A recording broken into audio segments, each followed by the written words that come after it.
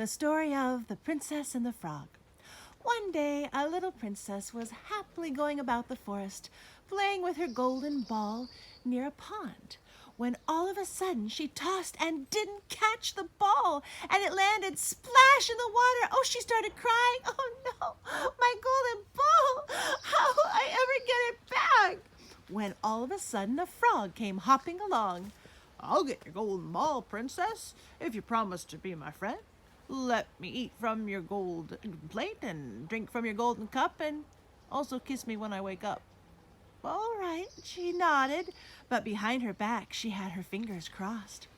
So the frog dove down in the pond and got back her golden ball, but as soon as he'd given it back to her, she began skipping away happily, not waiting for him at all. The frog was saying, "Princess, wait for me, wait for me." But she did not wait. She ran all the way back to the castle, where she met her father, and they sat together for dinner.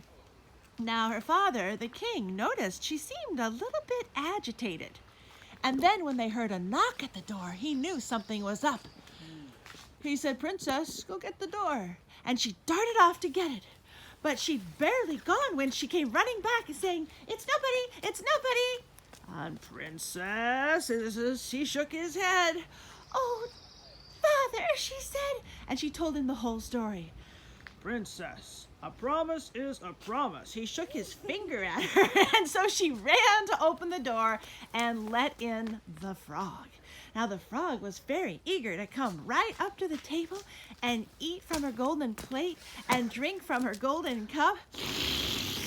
And then he said, "I feel sleepy." "Oh no," she said. But she ran up to her room as fast as she could, with her father calling after her, "Princess, remember, a promise is a promise."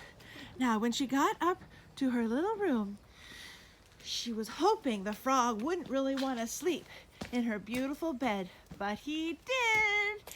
And when he settled down on her pillow, she said, "I think I'll sleep on the floor." Now, when the frog woke up in the morning, he said, "It's time for my kiss." And she said, "Ugh, it's too terrible. No, no." But then she heard her father's voice calling, "A promise is a promise." So she blew the frog a kiss right across the room.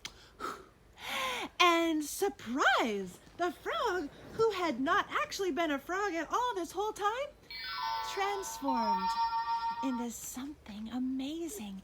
He wasn't a frog after all, but he was a handsome prince.